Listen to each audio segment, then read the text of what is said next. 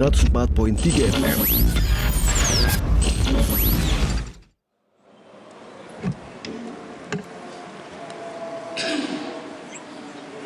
Alhamdulillah nahmaduhu wa nasta'inuhu wa nastaghfiruh wa na'udzu billahi min shururi anfusina wa min sayyiati a'malina man yahdihillahu fala mudilla lahu wa man yudlil fala hadiya lahu wa asyhadu an la ilaha illallah wahdahu la syarika lahu wa asyhadu anna Muhammadan 'abduhu wa rasuluh.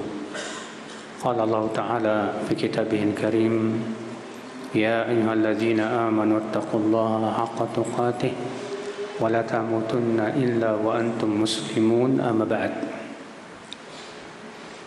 Saudaraku seiman, rahimani wa rahimakumullah jami'an. Pada kesempatan pagi hari ini kita akan berbicara tentang kaidah-kaidah seputar tazkiyatun nufus. Apa itu tazkiyatun nufus? Itu pembersihan jiwa.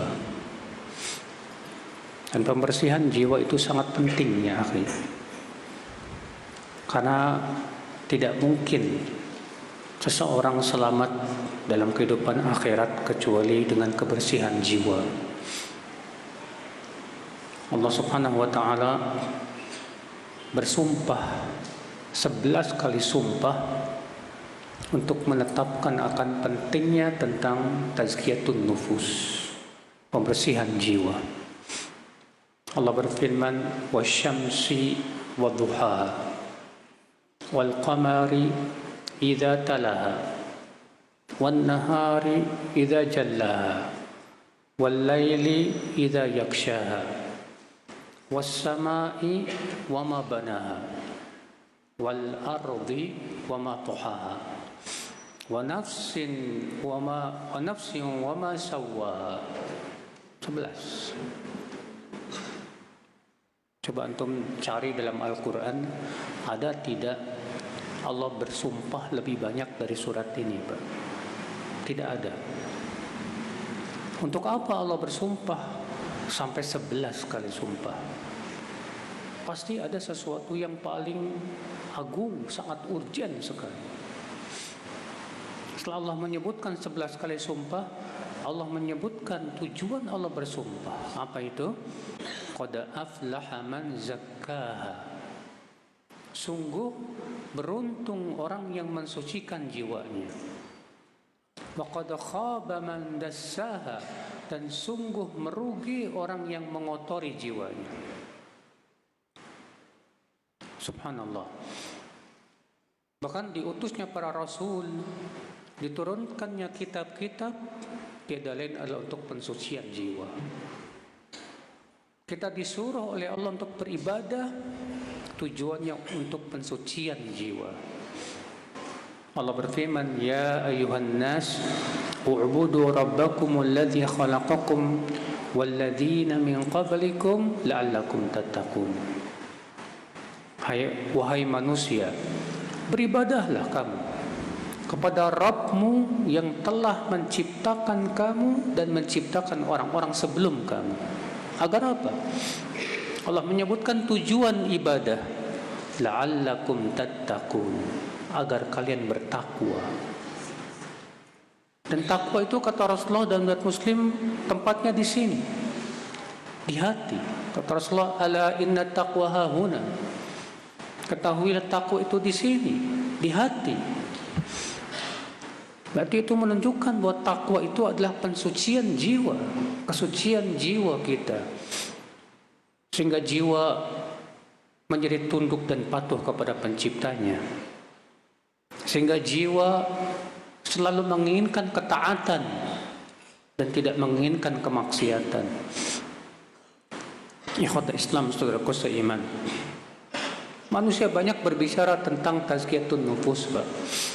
Kalau di Indonesia ini diistilahkan dengan istilah manajemen qalbu. Ya, bagaimana memanage hati. Namun banyak orang berbicara tentang manajemen qalbu, tazkiyatun nufus, terkadang hanya memfokuskan masalah-masalah akhlak dan muamalah saja. Padahal di sana ada yang lebih urgent dari sana. Maka dari itu Syekh Profesor Dr. Abdul Razak bin Abdul Muhsin Al-Abbad Al-Badr menulis sebuah buku yang sangat bagus sekali yang berjudul Asyru Qawaid fi Tazkiyatin Nafs, 10 kaidah di dalam masalah tazkiyatun nafs, pensucian jiwa. Sebelumnya beliau memberikan muqaddimah. Kata beliau, "Fan-nafsul lati baina jambail insan amruha 'azim." Jiwa yang ada pada manusia itu urusannya besar agung, kata beliau. Wa sya'nuha kabir. Perkaranya berat di sisi Allah. Faqad aqsama Allah bi'adadi min makhluqatihil kibar.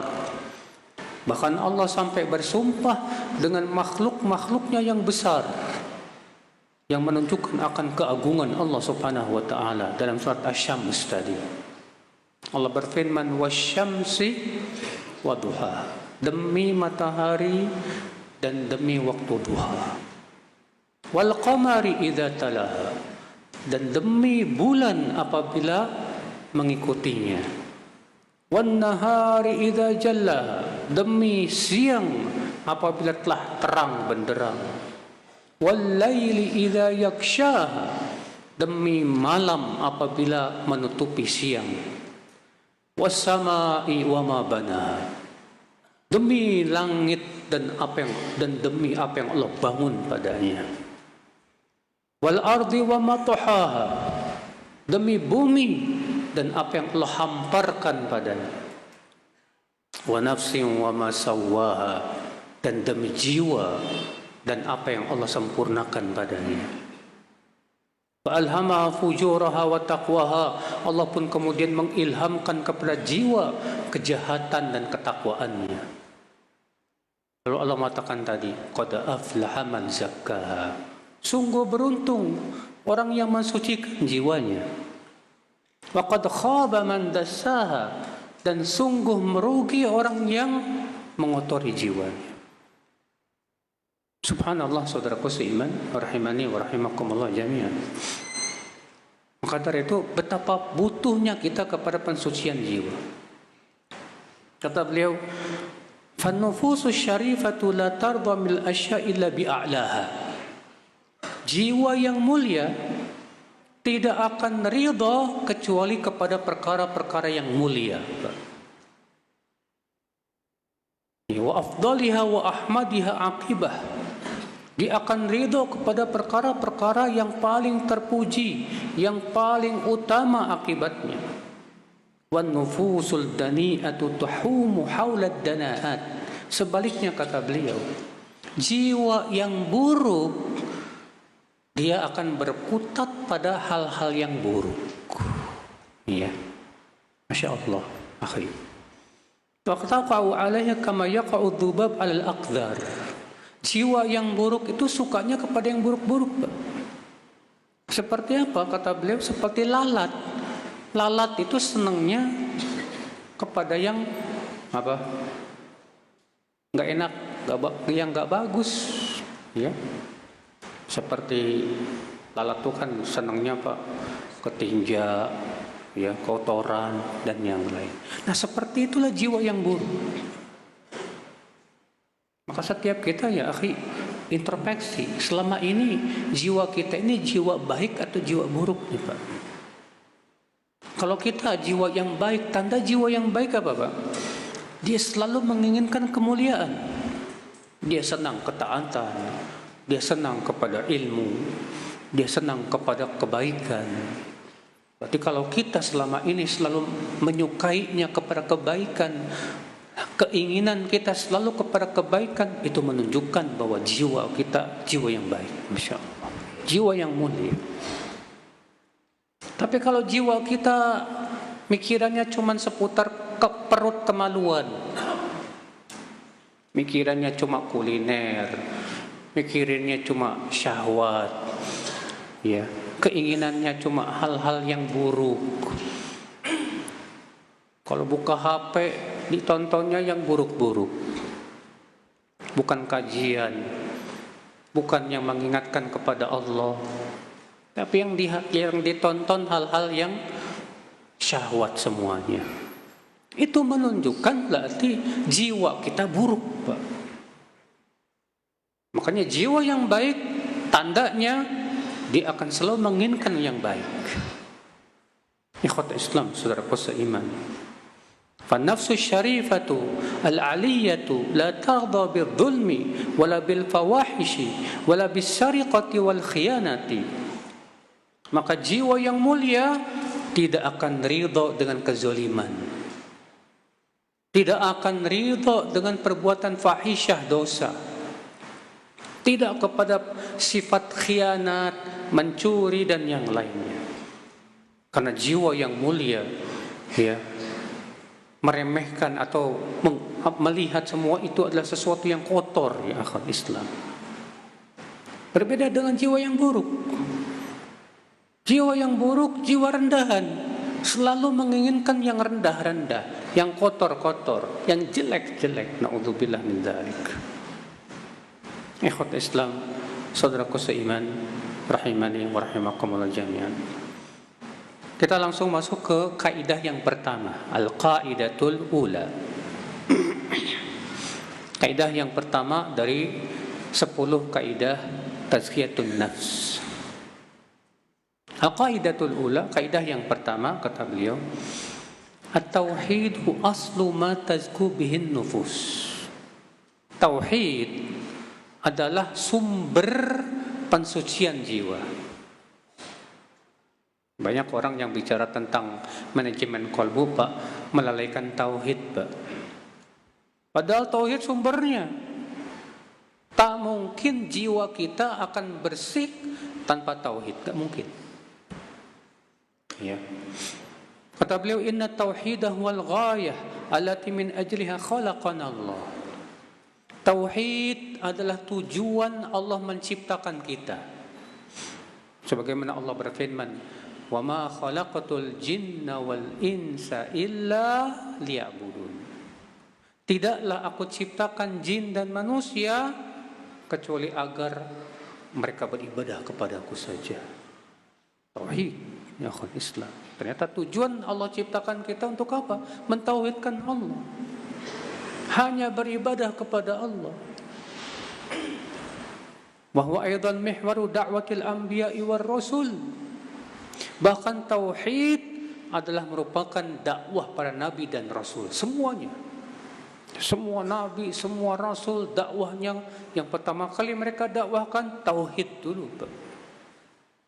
Allah berfirman, "Walaqad ba'atsna fi kulli ummatin rasula an i'budullah wajtanibut taghut." Sungguh kami telah mengutus pada setiap umat itu rasul.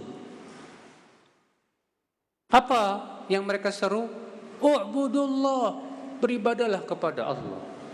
Wajtanibut taghut, dan jauhi taghut. Siapa itu taghut, Pak? Taghut itu semua yang diibadahi selain Allah. Iya. At-tauhid huwa awwalu ma yajibu 'alal insan. Bahkan tauhid kewajiban pertama setiap manusia. Iya. Siapapun yang mau masuk Islam, dia wajib mengucapkan 2 kalimat syahadat. Asyhadu an la ilaha illallah wa asyhadu anna Muhammadar Rasulullah. Ini tauhid. Yang pertama tauhidul ibadah yang terkandung dalam ucapan apa?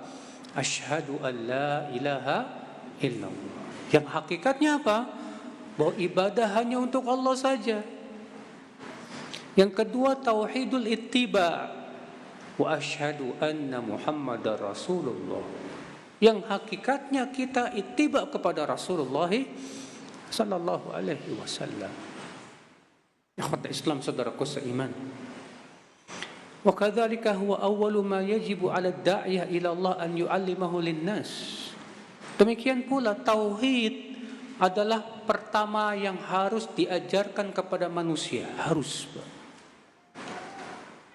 Seorang dai jangan sampai ketika berdakwah yang pertama kali diajarin masalah sholat, tapi nggak pernah ngajarin tauhid, salah besar. Mungkin nggak sholat diterima sementara orangnya masih berbuat syirik?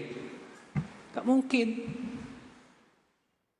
Tauhid dulu ajarkan kepada manusia, pahamkan kepada manusia tentang hakikat tauhid. Ya.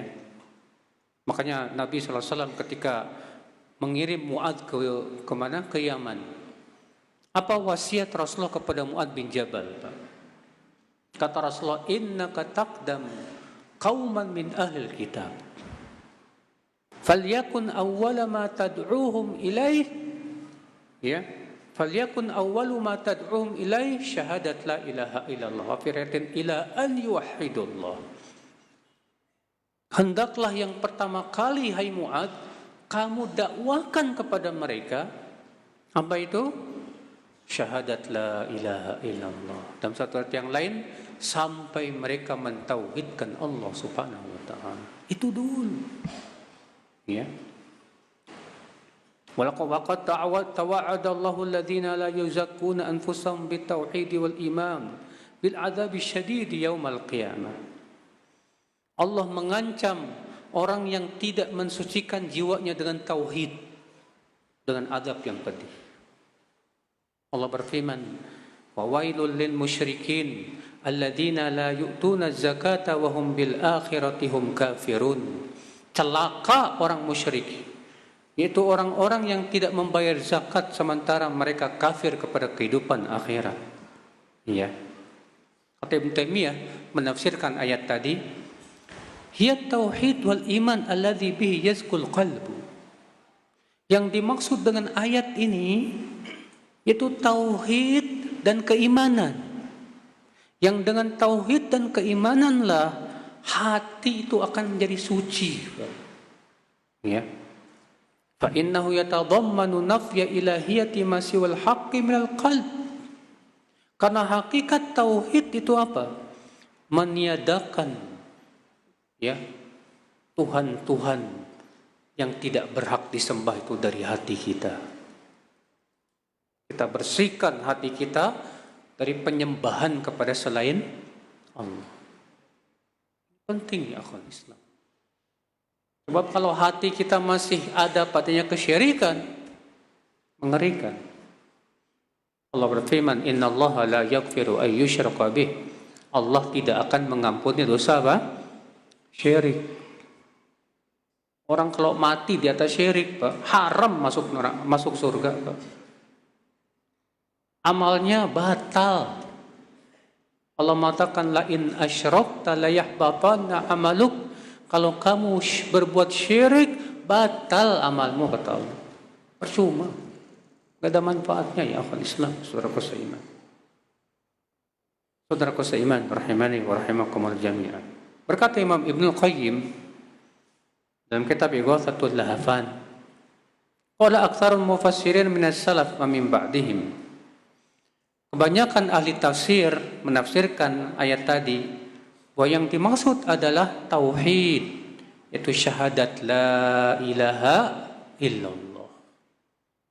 Wal iman alladzi bihi yazkul qalbu, yaitu keimanan yang dengannya hati menjadi bersih. Nah ini saudaraku seiman.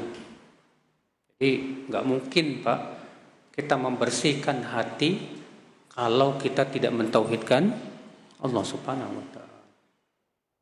Karena dengan tauhid seorang hamba ya memurnikan seluruh ibadahnya kepada Allah. Baik ibadah hati, ibadah badan, ibadah lisan. Ibadah hati contohnya apa, Pak? Tawakal. Seorang hamba tawakal hanya kepada Allah Subhanahu wa taala. Ibadah hati contoh lagi apa, Pak? Ikhlas. Mengikhlaskan amal hanya untuk Allah Subhanahu wa taala. Apalagi ibadah hati? Niat.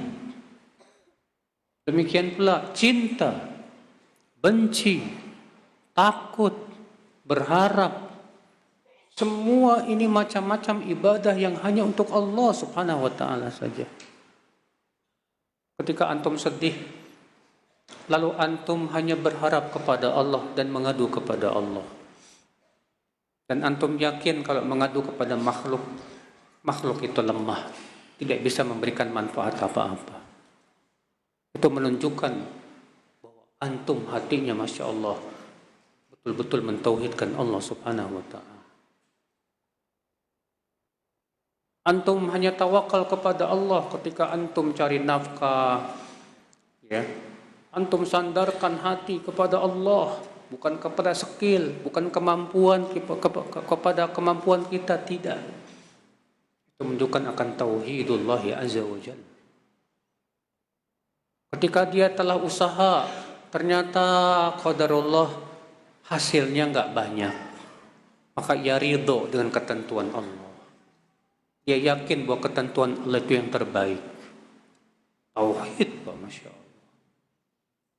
Ketika ia diberikan oleh Allah kenikmatan yang banyak, lalu ia berpikir, nikmat yang banyak ini akan ditanya oleh Allah. Ya, maka dia berusaha untuk menggunakan kenikmatan-kenikmatan itu untuk menaati Allah subhanahu wa ta'ala. Berarti ini orang sudah kenal Allah, hatinya bersih dengan tauhid. Masya Allah. Ketika dia sendirian, nggak ada orang yang lihat, tapi dia yakin Allah mengawasi dirinya, Allah melihat dirinya, nggak berani dia berbuat maksiat saat sendirian. Ini orang Masya Allah, hatinya telah bersih dengan tauhidullah ya azza wa jalla. Ya, maka orang yang mentauhidkan Allah akan dipenuhi rasa takut kepada Allah, rasa berharap dan rasa cinta kepada Allah. Siapapun Anda, kalau sudah mentauhidkan Allah, pasti Anda akan menjadi yang terbaik. Ketika Anda sebagai seorang suami yang mentauhidkan Allah dan takut kepada Allah, saya yakin Anda akan menjadi suami yang paling baik. Sadar bahwa istri itu adalah amanah, anak itu amanah, maka dia takut kepada Allah, dia tidak ingin menzolimi, ya, bahkan ia bertanggung jawab. Anda sebagai pimpinan perusahaan, direktur misalnya, manajer, dan mentauhidkan Allah, takut antum. Karena tahu ini tanggung jawab besar di hadapan Allah, maka dia laksanakan, berusaha dengan penuh tanggung jawab dan profesional. Kenapa? Ini Pak, pengaruh tauhid. Tauhid kepada Allah subhanahu wa ta'ala. Orang yang berjual beli dan dia mentauhidkan Allah, gak berani Pak, jual belinya itu terkandung padanya kecurangan. Gak berani dia, karena Allah tahu. Pejabat yang mentauhidkan Allah gak bakalan berani korupsi, Pak. Orang yang pejabat-pejabat korupsi itu karena gak ada takutnya sama Allah subhanahu wa ta'ala. Gak dibersihkan hatinya dengan tauhid. Kalaulah mereka mentauhidkan Allah, kalaulah mereka takut kepada Allah, gak bakalan korupsi, Pak. Benar. Ya akhwat Islam, tauhid itu segala-galanya. Ya, pendidikan tauhid ini yang harus ditanamkan kepada setiap kita, kepada anak yang masih kecil. Kita tanamkan tauhid agar dia takut kepada Allah, agar dia mentauhidkan Allah. Ya, ikhwata Islam, saudaraku seiman, rahimani wa rahimakumullah jami'an. Wala zakata lin nafsi illa bitahqiqit tauhid, kata beliau. Maka tidak mungkin jiwa kita menjadi bersih kecuali dengan mentauhidkan Allah, merealisasikan tauhid kepada Allah subhanahu wa ta'ala. Ikhwata Islam, saudaraku seiman. Ini faedah yang pertama, bahwa tazkiyatun nafs, pensucian jiwa, tidak mungkin bisa kecuali dengan tauhid. Harus itu. Kaidah yang kedua, al-qaidah ats-tsaniyah. Ad-du'a'u miftahu zakatin nufus. Doa adalah kunci daripada pensucian jiwa.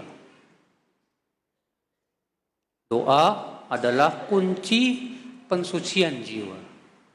Nabi SAW bersabda dalam riwayat Tirmidzi, ya, dan dihasankan oleh Syekh Albani rahimahullah, "Laisa syai'un akram 'ala Allah Ta'ala minad du'a." Tidak ada sesuatu yang paling mulia di sisi Allah dari doa, Pak. Antum berdoa sama Allah, ya Allah, ya Allah, ya Allah. Wallah antum mulia di mata Allah. Karena doa itu simbol apa, Pak?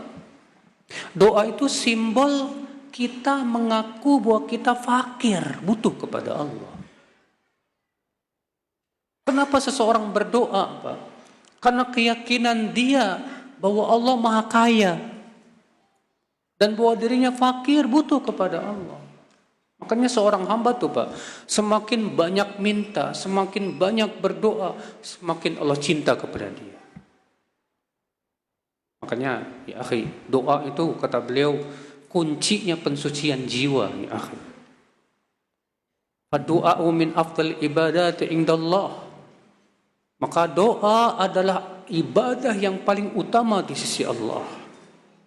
Lianna fihi idharan lil ajzi wal iftiqar والتذلل والانكسار والاعتراف بقوة الله وقدرته وغناه وإغنائه وكبريائه. Karena doa itu menunjukkan kepada apa, Pak? Pengakuan bahwa kita lemah, pengakuan bahwa kita butuh kepada Allah.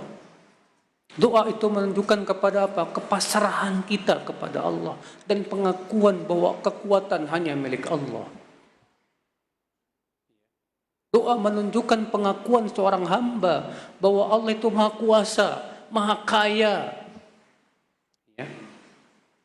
Kadar itulah saudaraku seiman, Nabi SAW orang yang paling banyak berdoa kepada Allah.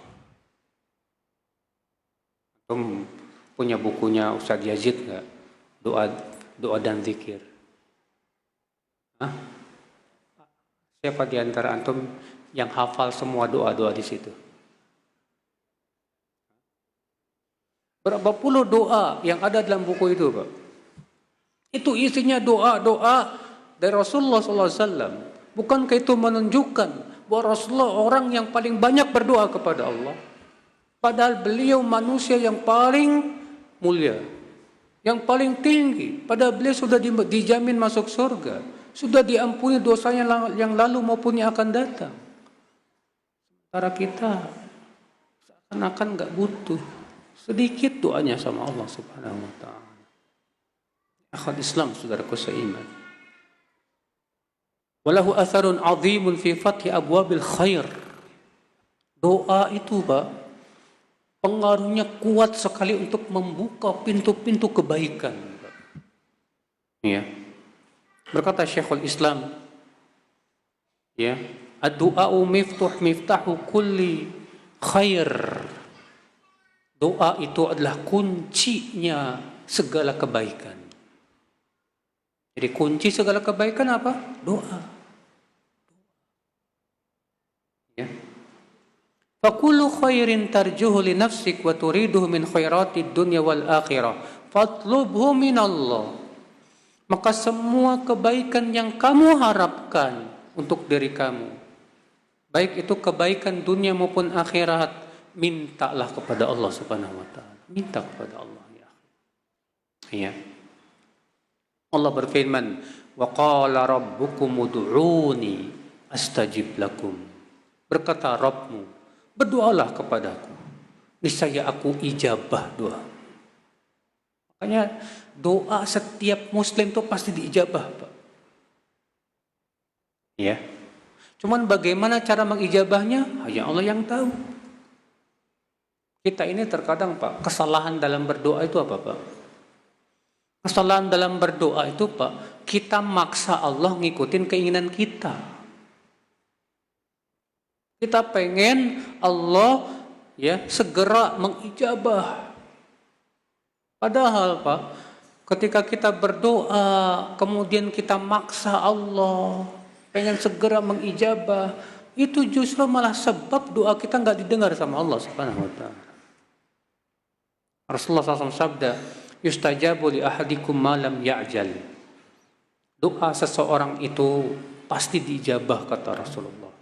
Selama dia tidak tergesa-gesa. Selama dia tidak tergesa-gesa, pasti doanya dijabah. Saudaraku seiman. Makanya ya, ada perkataan Ibnul Jauzi bagus banget. Ya. Kata Ibnul Jauzi, "Asyaiton ya'ti ila ahadikum." Seseorang dari kalian didatangi oleh setan lalu berkata, "Da'utullah wa da'utullah." Kamu terus berdoa sama Allah. Dan ternyata berapa banyak doamu yang tidak diijabah sama Allah. Faqul lahu, katakan kepada setan, "Innama ata'abbadullah bidu'a." Aku berdoa ini dalam rangka beribadah. Jadi kita berdoa kepada Allah dalam rangka beribadah kepada Allah. Masalah ijabah itu urusan siapa? Urusan Allah. Bagaimana cara mengijabahnya? Hanya Allah yang Maha tahu. Hanya Allah yang Maha tahu. Waktunya kapan Allah mengijabah? Hanya Allah yang Maha tahu. Barangkali diijabahnya setelah 20 tahun. Wallahu ya'lam wa antum la ta'lamun. Allah yang tahu, kamu tidak tahu. Cuman kita ini terkadang Pak, orangnya tergesa-gesa kita ini Pak. Iya. Ikhwan Islam, saudaraku seiman. Di antara doa Rasulullah SAW untuk mensucikan jiwa apa Pak? Itu doa yang diriwayatkan Imam Ahmad dalam Musnad, Imam Muslim dalam Sahihnya. Nabi SAW berdoa begini, Allahumma ati nafsi taqwaha wa zakkiha anta khairu man zakkaha anta waliyuha wa maulaha. Ya Allah, berikanlah kepada diriku ini ketakwaannya ya Allah, dan sucikanlah jiwaku ya Allah. Engkau sebaik-baik yang mensucikannya, Engkaulah walinya dan maulanya. Masya Allah, ini doa Rasulullah SAW. Dan tentunya Pak, wajib kita yakini Pak, doanya Rasulullah itu pasti yang terbaik Pak. Makanya kalau kita berdoa dengan doa Rasulullah itu yang terbaik sudah. Di sini Nabi mengisyaratkan, wa fi hadza du'a isyaratun wa tanbih, kata beliau. Dalam doa Nabi ini terdapat apa? Peringatan. Ala anna tazkiyatan nufus biyadillah, bahwa pensucian jiwa itu berada di tangan Allah. Ya.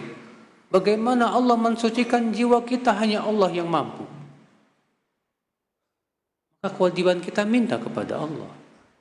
Seperti hanya Rasulullah SAW berdoa juga, ya muqallibal qulub, sabbit qalbi ala dinik.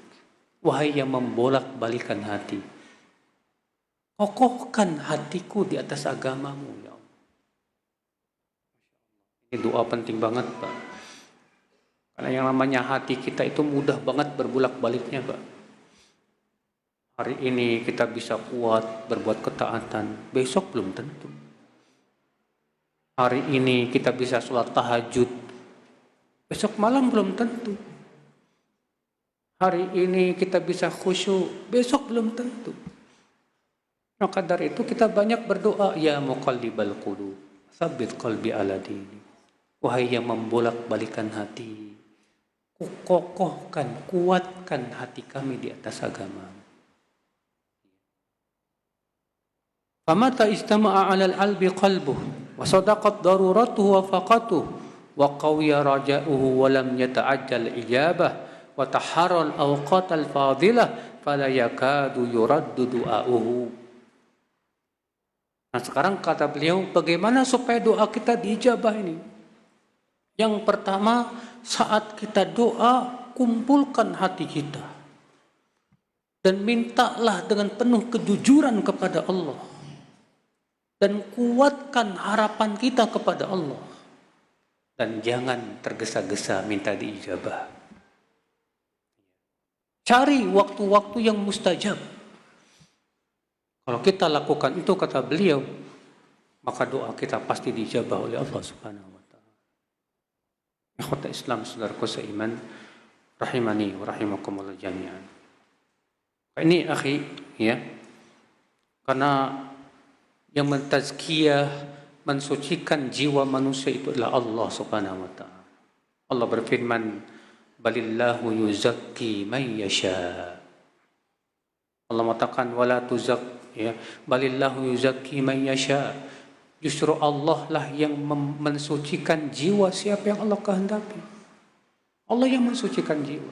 Kalau bukan karena Allah yang mensucikan jiwa kita, kita nggak bisa suci. Ya. Allah juga berfirman, fala tuzakku anfusakum wa a'lamu biman ittaqa. Jangan kalian mengklaim bahwa diri kalian telah suci jiwa kalian itu. Dia Allah yang paling tahu siapa yang paling bertakwa. Ya, kita jangan pernah menganggap, oh saya ini jiwanya sudah suci loh, sudah bagus. Dari mana kita tahu? Ya. Kewajiban kita apa Pak? Jangan pernah menyandarkan itu kepada diri kita, jangan. Tapi sandarkan kepada siapa? Kepada Allah Subhanahu wa taala. Kepada Islam, saudaraku seiman. Ya akhi, ini kaidah yang kedua dalam tazkiyatun nafs, bahwa doa adalah kunci pensucian jiwa. Maka banyak-banyak minta sama Allah. Iya. Rasulullah SAW di antara doanya apa? Allahumma inni as'alukal huda wat tuqa wal afaf wal ghina. Ya Allah, aku mohon kepada Engkau hidayah, ketakwaan, afaf itu artinya menjaga kehormatan, wal ghina, dan kekayaan jiwa.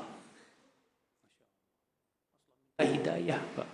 Rasulullah minta hidayah, minta ketakwaan.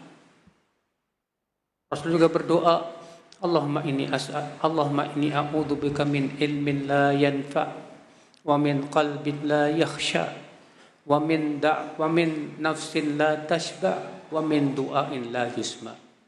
Ya Allah, aku berlindung kepadamu dari ilmu yang tidak bermanfaat, dari jiwa yang tak pernah kenyang, dari hati yang tidak bisa khusyuk, dan dari doa yang tidak didengar. Artikan doa ini. Nabi juga berdoa, Allahumma a'inni wa la tu'in alayya. Ya Allah, bantu aku dan jangan Engkau bantu setan atas diriku. Wansurni wa la tansur alayya. Bela aku ya Allah, tolong aku. Jangan Engkau tolong setan atas diriku. Ya.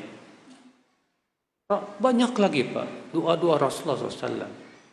Rasulullah juga berdoa, Allahumma inni as'aluka tsabata fil amr wal azimata ala rushd wa as'aluka azaima rahmatik mujibati rahmatik wa azaima maghfiratik. Ya Allah, aku memohon kepada Engkau agar aku bisa kuat kokoh di atas urusan ini ya Allah. Dan aku mohon kepada Engkau supaya Engkau berikan kepadaku azimah, kekuatan di atas hidayah. Aku memohon kepada Engkau sebab-sebab rahmat-Mu dan sebab-sebab ampunan-Mu. Wa as'aluka syukra ni'matik wa husna ibadatik. Aku mohon kepada Engkau ya Allah untuk mensyukuri nikmat-Mu dan memperbaiki ibadahku padamu. Wa as'aluka qalban saliman wa lisanan sadiqan. Ya Allah, aku minta kepada Engkau hati yang selamat dan lisan yang jujur. Subhanallah. Doanya di doa-doa Rasulullah luar biasa sekali, akhir Islam. Nah ini kaidah yang kedua. Kaidah yang ketiga, al-qaidah ats-tsalitsah. Al-Qur'anul Karim manba'ut tazkiyah wa ma'inuha. Al-Qur'anul Karim itu adalah sumbernya tazkiyatun nafs, pensucian jiwa. Bahkan itu mata airnya, Pak. Quran. Allah berfirman, "Laqad manna Allahu 'alal mu'minin idz ba'atsa fihim rasulan min anfusihim yatlu 'alaihim ayatihi wa yuzakkihim wa yu'allimuhumul kitaba wal hikmah." Sungguh Allah telah memberikan kenikmatan kepada kaum mukminin. Apa kenikmatan itu? Yaitu Allah utus kepada mereka rasul dari diri mereka yang membacakan kepada mereka ayat-ayat Allah dan mensucikan jiwa mereka dan mengajarkan kepada mereka Alkitab dan Al-Hikmah, itu Al-Quran dan Hadis. Wallahi kenikmatan, Pak. Allah mengirim mengirim Rasulullah kepada kita, itu subhanallah, nikmat banget, Pak. Ya. Maka dari itu ya akhi, Rasulullah SAW diutus oleh Allah membawa wahyu yang agung, yaitu Al-Quran. Fa'a'adhamu ma tazku bihin nafsul Quranul Karim. Berarti yang paling agung, yang paling besar, yang mensucikan jiwa kita apa itu? Al-Quran. Al-Quranul Karim. Makanya Rasulullah SAW, Pak, menganjurkan umatnya untuk selalu baca Quran. Baca Quran. Jangan pernah lepas dari membaca Al-Quran. Dahulu para sahabat ada yang mengkhatamkan Quran seminggu sekali. Kebanyakan sahabat khatamnya seminggu sekali. Ada yang mengkhatamkan Quran setiap 15 hari sekali. Ada yang mengkhatam setiap sebulan sekali. Ada lagi yang mengkhatam 3 hari sekali. Seperti Abdullah bin Amr bin Al-As. Dan Nabi menganjurkan umatnya mengkhatam Quran setiap bulan. Ya, siapa di antara antum di sini yang setiap bulan khatam Quran? Wah ya akhi, jangan sampai kita khatam Quran ini cuma di bulan Ramadan doang, Pak. Kata para ulama, bi'sal abdu arafallah fi Ramadan faqat. Sejelek-jeleknya hamba itu yang kenal Allah cuma di bulan Ramadan. Ini Al-Quran isinya hidayah, ditinggalin. Malah HP yang dipelototin. Gimana coba? Al-Quran isinya bimbingan, Pak. Al-Quran isinya apa? Rahmat. Siapapun yang membaca Al-Quran pasti dapat hidayah. Aneh. Kita tahu bahwa Al-Quran itu kebaikan yang besar, bimbingan. Tapi banyak di antara kita jarang baca Quran. Lebih banyak baca HP. Seakan-akan HP itu sumber daripada apa? Hidayah. Abadan. Ya akhal Islam, saudaraku seiman, rahimani wa rahimakumullah jami'an. Allah berfirman, dalam surat Yunus ayat 57. Ya ayuhan nas, qad ja'atkum mau'izatun min rabbikum wa shifaa'un lima fis sudur wa hudaw wa rahmatul lil mu'minin. Wahai manusia, telah datang kepada kamu mau'izah. Apa itu mau'izah? Peringatan dari Rabb kalian. Wa shifaa'un, dan obat untuk apa yang ada dalam hati kalian. Wa huda, dan hidayah. Wa rahmatul lil mu'minin, dan rahmat untuk orang yang beriman. Tuh lihat, Allah mensifati Al-Quran itu apa, Pak? Yang pertama, peringatan, mau'izah. Yang kedua, obat hati, shifaa'ul lima fis sudur. Yang ketiga, hudan, hidayah. Yang keempat, rahmat untuk orang yang beriman. Subhanallah. Perhatikan saudaraku seiman.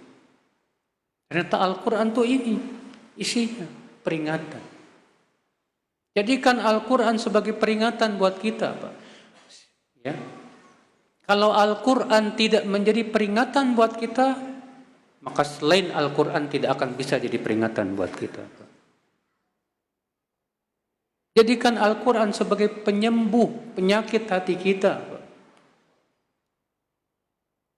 Jangan sampai kita mencari penyembuh, obat kesedihan, obat kegalauan selain Al-Quran. Ada orang yang sedih, dengerinnya dangdutan. Ada orang yang galau, dengerinnya rock and roll. Allah ya akhi, tidak akan sembuh penyakit itu, Pak. Kalau antum sedih, segera sholat, baca Quran dalam sholat, sembuh biidznillah. Makanya Rasulullah SAW lihat dalam kehidupannya, Pak. Rasulullah SAW kalau sedih, beliau langsung sholat. Sebagaimana Abu Daud meriwayatkan, karena Rasulullah SAW idza hazabahu amrun shalla. Rasulullah SAW apabila ditimpa perkara yang sulit, segera sholat. Ikhwat Islam, saudaraku seiman. Maka jangan lupa hari-hari kita jangan lepas dari baca Quran. Allah menganjurkan umatnya, Pak, terutama di waktu malam. Dalam hadis disebutkan man qara'a asyra ayat lam yuktab minal ghafilin. Wa man qara'a mi'at ayah kutiba minal qanitin. Wa man qara'a mi'atai ayah kutiba lahu qintaran muqantara. Siapa yang membaca 10 ayat tidak akan ditulis sebagai orang yang lalai. Dan siapa yang membaca 100 ayat, maka ia ditulis sebagai orang yang qanit, yang tunduk. Dan siapa yang membaca 200 ayat, ditulis oleh Allah pahala yang berlimpah ruah. Subhanallah. 10 ayat gak banyak kok. Antum bisa nggak satu malam bisa baca 10 ayat? Gampang itu. Gampang bagi orang yang diberikan oleh Allah kemudahan. 100 ayat. Kalau antum pikirkan 100 ayat juga nggak susah. Antum baca Amayata Sa'alun, baca apa lagi? An-Nazi'at, baca apa lagi?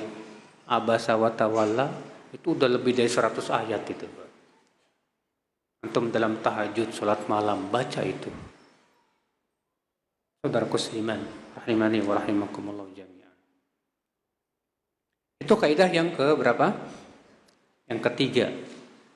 Itu bahwa Al-Quran adalah sumber pensucian jiwa. Kaidah yang keempat.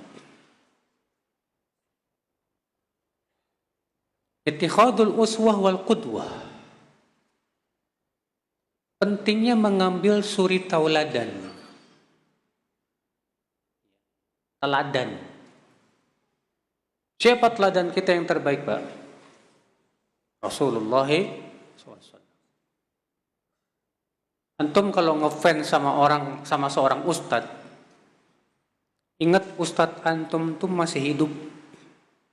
Dan orang yang masih hidup belum aman dari fitnah.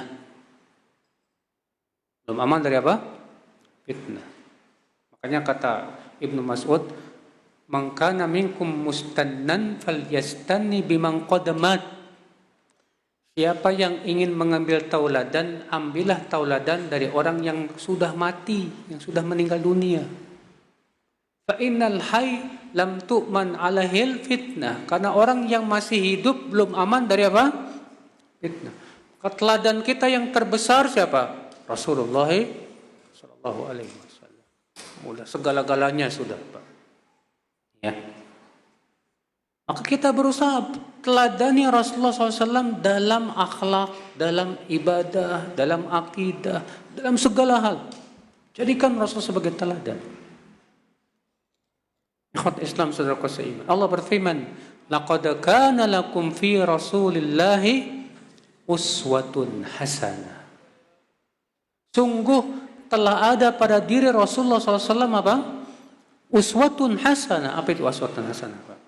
Suri tauladan yang baik.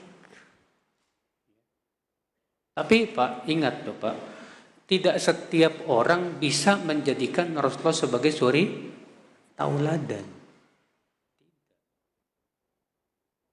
Siapa yang bisa menjadikan Rasulullah sebagai suri tauladan? Makanya dalam ayat itu Allah mengatakan apa? Laqad kana lakum fi Rasulillahi uswatun hasanah liman kana yarjullaha wal yawmal akhir. Sungguh telah ada pada diri Rasulullah SAW suri tauladan yang baik bagi siapa? Bagi orang yang menginginkan Allah dan kehidupan akhirat. Jadi orang yang menginginkan Allah dan kehidupan akhirat, dia yang bisa menjadikan Rasulullah sebagai suri tauladan. Adapun orang yang menginginkan dunia, nggak bisa. Pengejar dunia itu nggak bakal bisa menjadikan Rasulullah sebagai suri tauladan, Pak. Kenapa? Karena perintah Rasul seringkali tidak sesuai dengan hawa nafsu. Larangan-larangan Rasulullah seringkali sesuai dengan hawa nafsu. Makanya Masya Allah ya, orang yang selalu mengikuti Rasul itu pertanda Masya Allah. Dia betul-betul menginginkan Allah dan Rasulnya, menginginkan Allah dan kehidupan akhirat. Ya. Saudaraku seiman. Berkata Al-Hasan Al-Basri, qala qaumun ala ahdi Nabi SAW, inna nuhibbu Rabbana. Al-Hasan Al-Basri, seorang tabi'in, berkata suatu kaum di zaman Nabi SAW, sesungguhnya kami mencintai Rabb kami. Jadi ada orang yang mengklaim Pak, katanya dia mencintai Allah.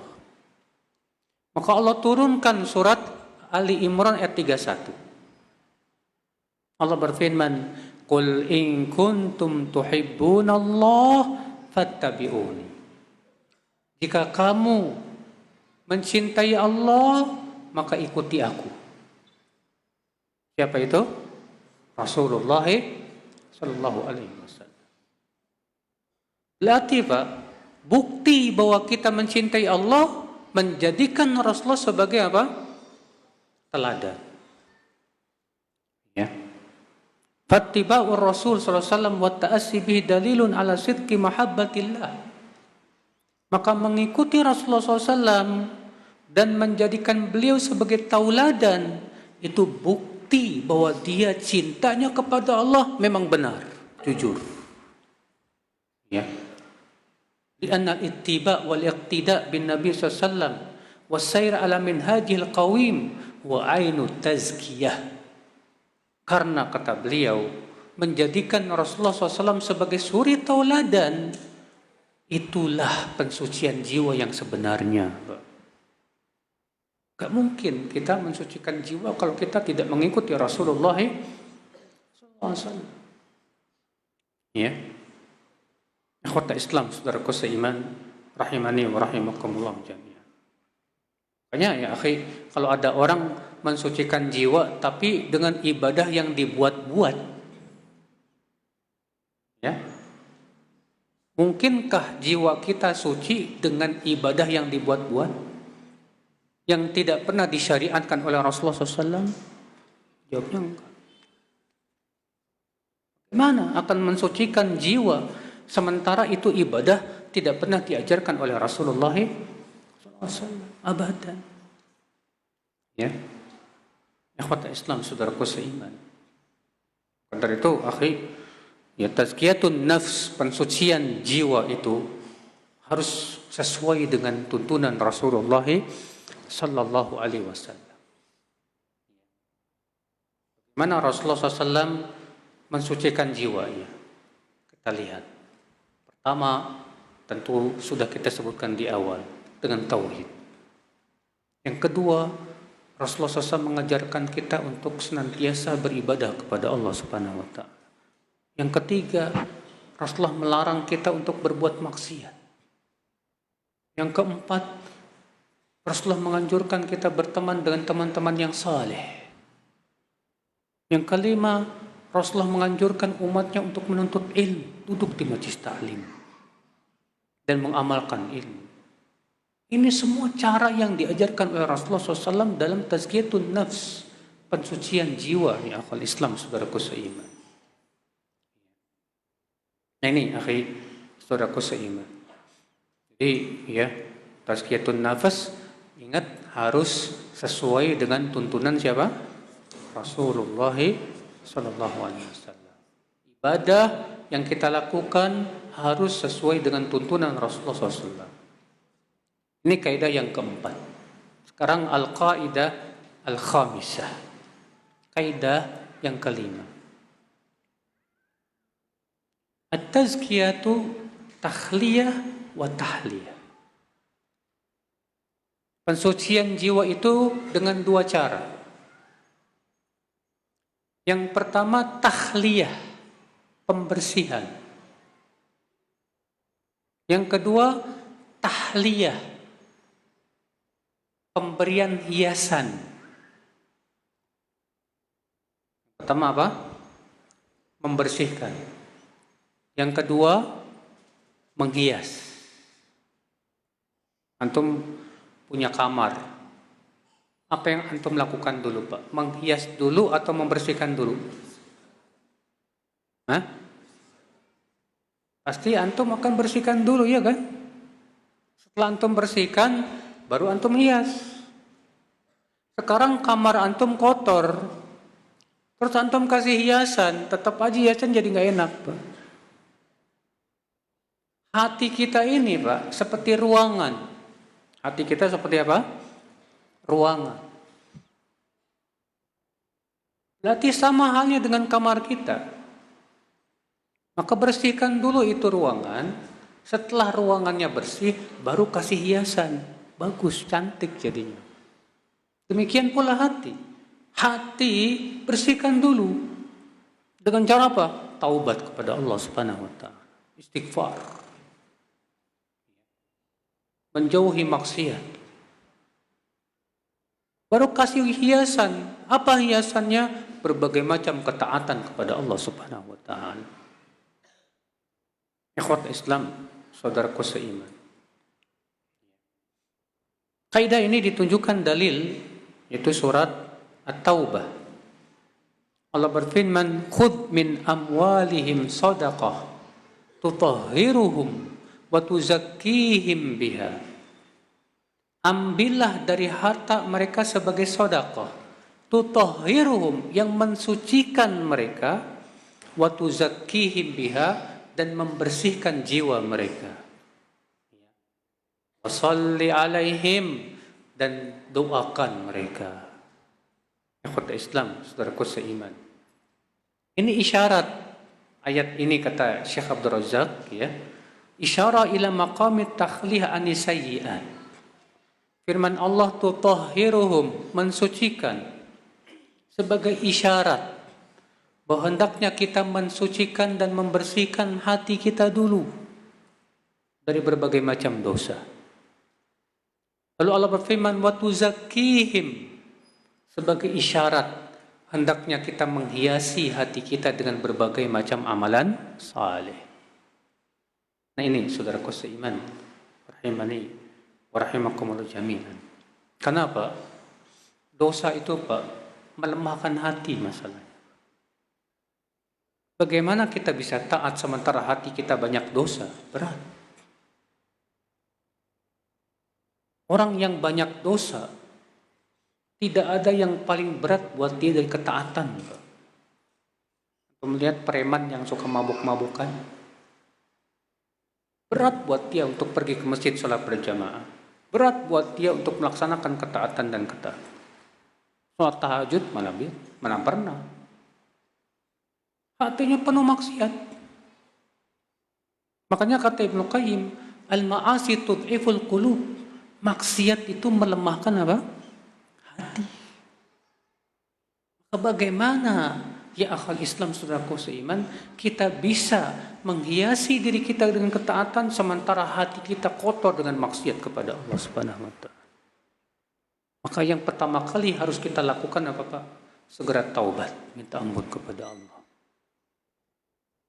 Istighfar kepada Allah. Setelah itu baru kemudian apa? Beramal saleh. Allah berfirman, illa man taba wa amana wa amila amalan salihah. Kecuali orang yang taubat dulu. Dan dia beriman dan beramal saleh. Itu lihat. Taubat dulu. Kenapa? Membersihkan hatinya dari dosa. Setelah taubat apa? Amana wa amila amalan salihah. Dia beriman dan beramal saleh. Itu sebagai hiasan buat dia. Saudaraku seiman, rahimani wa rahimakumullah jami'an. Jadi ini Pak, ya, kaidah yang keberapa itu? Yang kelima. Ya. Sekarang kita masuk ke al-qaidah as-sadisah. Kaidah yang keenam.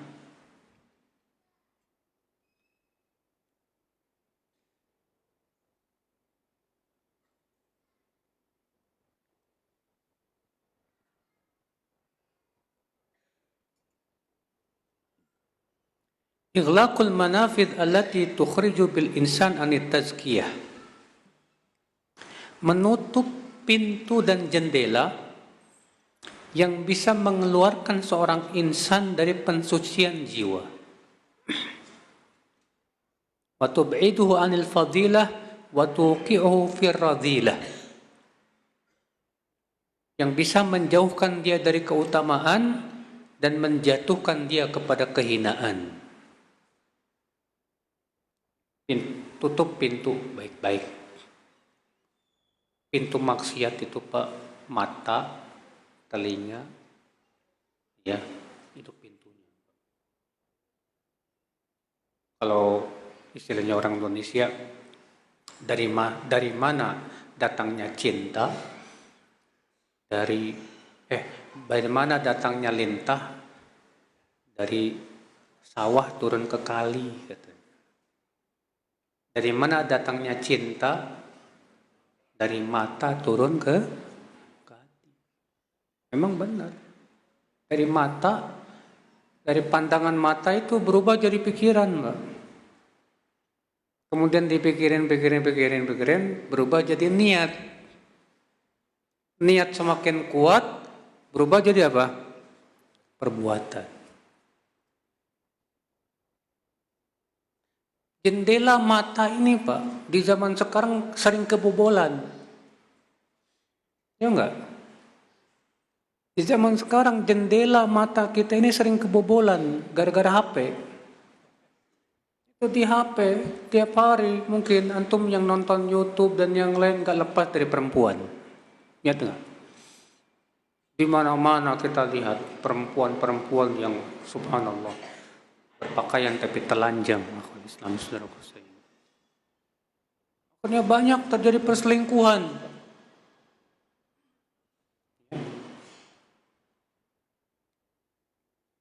Saya ini paling sering banget Pak di tempat pengaduan. Ada ikhwan mengadu ke saya, istrinya selingkuh. Ada akhwat bilang ngadu ke saya, suaminya selingkuh. Dari mana coba? Ternyata sumbernya dari HP. Dari HP. Makanya HP ini sekarang subhanallah sumber keburukan. Banyak rumah tangga hancur gara-gara HP. Ada seorang ikhwan datang ke saya, dia mengadu, Ustaz, istri saya kok sekarang berubah sikapnya. Bahkan kemarin dia minta cerai, Ustaz. Saya tanya, semenjak berapa tahun? Sekitar setahun ini, Ustaz. Antum ngasih HP ke dia? Iya. Kapan ngasih HP-nya? Ya sekitar tahun lalu. Periksa HP istri antum. Periksa. Benar ternyata, Pak. Si akhwat itu chattingan sama laki-laki. La ilaha. Sumbernya HP. Jendela mata ini nggak dijaga nih Pak masalahnya. Demikian pula laki-laki yang subhanallah ya, hatta itu ikhwan yang namanya fitnah itu nggak mengenal udah ngaji apa belum ngaji, Pak. Banyak juga yang sudah ngaji, subhanallah, chattingan sama akhwat, Pak. Terkenal tuh yang namanya ikhwan buaya, Pak. Ikhwan buaya itu bunyinya apa? Assalamualaikum ukhti, katanya.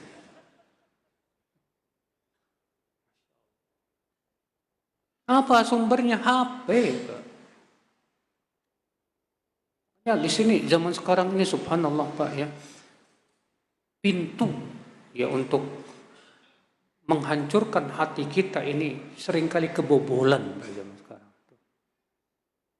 Maka dari itulah ketika antum diberikan oleh Allah kekuatan untuk menjaga mata, menjaga telinga, menjaga hati, wallah, selamat antum.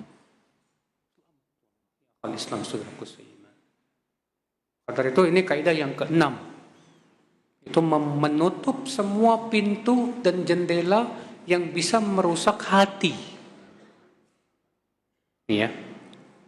Dan jendelanya ada 3, mata, telinga, hati. Islam saudaraku seiman. Berkata Ibnu Rajab, "Wa man kana fid dunya qad kharaja 'anil istiqamah 'ala sirat, fa fathu abwabil maharim allati fi suturi sirat yumnah wa yusrah." Siapa yang di dunia ini tidak istiqomah di atas jalan, maka untuk membuka pintu keharaman itu mudah buat dia. Naam, ya akhwal Islam. Jangan sekali-kali berani buka pintu, Pak. Pintu keharaman. Ya, sekali lagi HP lagi, Pak, HP lagi. Kadang ketika kita syahwatnya lagi menggebu, pengen buka apa? Situs-situs porno. Orang yang beriman biasanya di hatinya itu ada pemberi peringatan dari malaikat, Pak, yang akan berkata, "Waihak la taftahu." Celaka kamu, jangan buka. Fa innaka in taftahu taliju. Sebab kalau kamu buka, kamu akan masuk ke dalamnya. Maka kalau antum ketika mau berbuat maksiat ada peringatan di hati, itu artinya hati antum masih bagus. Tapi ketika antum mau berbuat maksiat sudah tidak ada peringatan di hati, musibah. Besar ya akhul Islam saudaraku seiman. Rahimani wa rahimakumullah jami'an. Ya akhi, Allah berfirman, "Qul lil mu'minina yaghuddu min absarihim wa yahfadhu furujahum." Katakan kepada kaum mukminin, hendaklah mereka menundukkan pandangan mereka dan menjaga kemaluan mereka. Yang menundukkan pandangan itu, Pak, sumber kebaikan. Orang yang matanya ditundukkan dari yang haram, hatinya ikut nunduk, Pak. Betul. Tapi ketika mata kita lepaskan, hati kita jadi liar, menginginkan syahwat. Memang. Karena memang pengaruh mata untuk hati itu luar biasa. Ya. Berkata Syekh As-Sa'di, "Fa inna man hafidha farjahu wa basarahu tahura minal khubath alladhi yatadannas bi ahlul fawahish." Orang yang menjaga mata dan kemaluannya, hatinya bersih dari keburukan yang bisa mengotori hati tersebut. Wa zakat a'maluhu, amalannya pun bakalan bersih. Bisa babi tarkil muharram, karena disebabkan meninggalkan sesuatu yang diharamkan. Dari itu ya akhi, siapapun di antara kita yang ingin menjaga hatinya, yang harus dijaga mata dan pikirannya serta telinganya. Ibnu Qayyim mengatakan, al-fiqh aslu kulli khairin wa aslu kulli syarrin al-fikr. Sumber berbagai macam kebaikan dan sumber berbagai macam keburukan adanya di pikiran. Dari pikiran, Pak, berubah menjadi apa? berubah menjadi niat. Dari niat berubah menjadi apa? Perbuatan. Kalau kita bisa menjaga pikiran, insya Allah niat kita terjaga. Kalau kita bisa menjaga niat, insya Allah perbuatan kita akan terjaga. Biidznillah.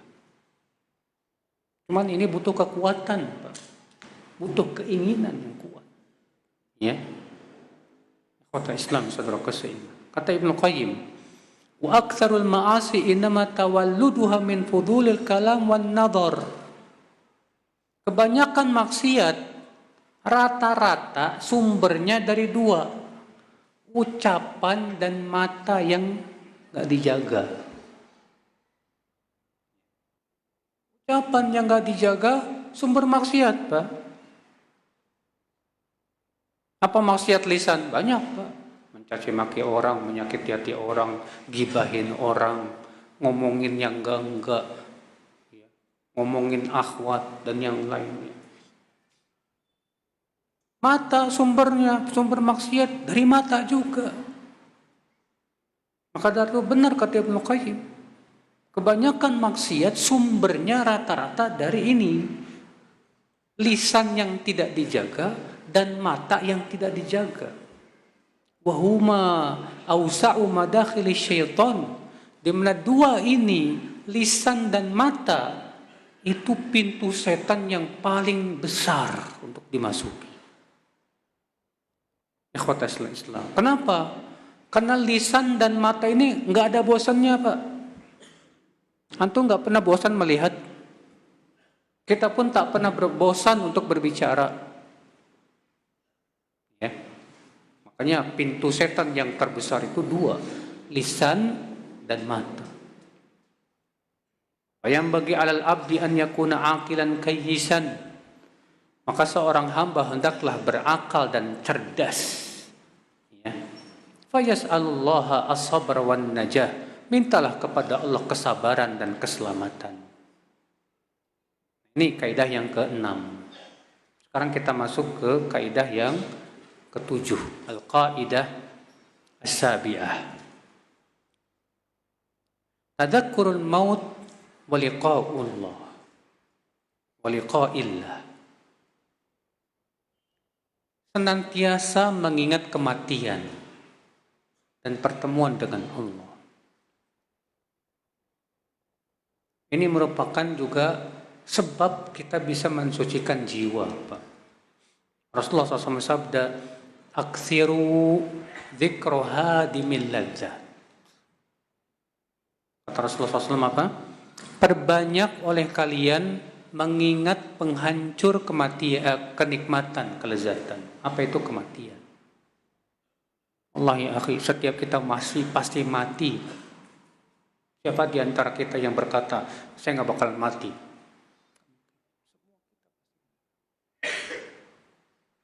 Dan kita tidak pernah tahu kapan ajal kita. Mungkin besok, mungkin lusa, mungkin sebulan lagi, mungkin setahun lagi, hanya Allah yang Maha tahu. Kayak akhi, mengingat kematian itu, Pak, perkara yang bisa mensucikan jiwa. Makanya Nabi menyuruh kita untuk apa? Ziarah kubur. Rasulullah sabda apa? Zurul kubur, berziarah kuburlah. Fa innaha tudzakirukumul akhirah. Karena ziarah kubur itu bisa mengingatkan kalian kepada kehidupan apa? Akhirat. Ziarah kubur itu tujuannya ingat akhirat, bukan ngalap berkah, Pak. Kita datang ke kuburan ngapain? Ingat akhirat dan mendoakan si mayat. Oh, kita suatu ketika pun akan seperti dia, bakalan masuk ke liang lahat. Ingat baik-baik. Terutama, Pak, mengingat kematian itu sangat dianjurkan saat kita pengen berbuat maksiat. Saat kita hendak berbuat maksiat, keinginan kita menggebu ingin berbuat maksiat, ingat bagaimana kalau saya berbuat maksiat, ternyata saat itu malaikat maut datang kepada saya. Saya yakin Pak, semua kita tidak ingin matinya su'ul khatimah. Saya dan antum sama saja dalam hal ini. Kita tidak ingin mati su'ul khatimah. Kita ingin mati husnul khatimah. Cuma caranya gimana? Jangan cuma keinginan dong. Tapi harus direalisasikan. Kata para ulama apa? Kalau kita ingin mati husnul khatimah, semua keadaan yang kita tidak ingin mati di atasnya tinggalkan. Sekarang saya mau tanya sama antum. Antum mau nggak meninggal dalam keadaan sedang main game? Mau? Ada yang mau? Lagi main game meninggal? Mau? Saya yakin yang senang main game pun kalau ditanya gini nggak mau, Pak. Maka kita katakan, kalau antum nggak mau mati dalam keadaan main game, tinggalkan game, udah. Tapi masalahnya kita itu Pak, digoda setan terus.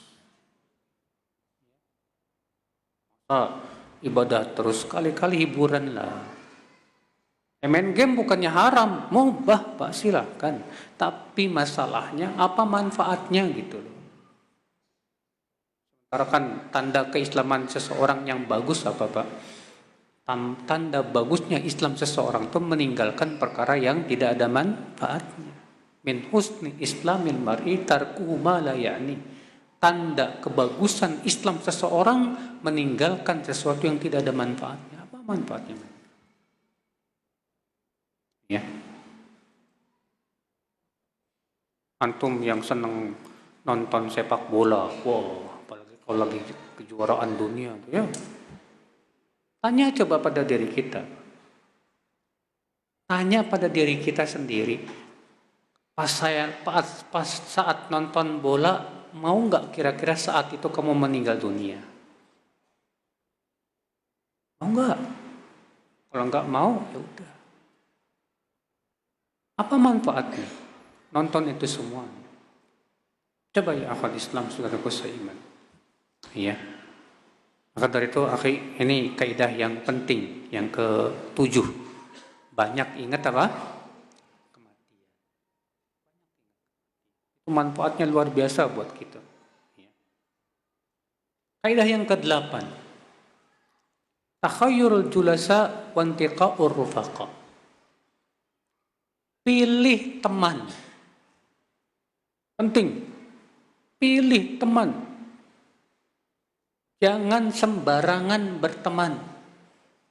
Karena teman itu sangat pengaruh untuk agama kita. Rasulullah SAW bersabda apa? Ar-rajul ala dini khalilih. Seseorang itu di atas agama khalilnya. Apa itu khalil? Khalil itu teman akrab. Fal yanzur ahadukum man yukhalil.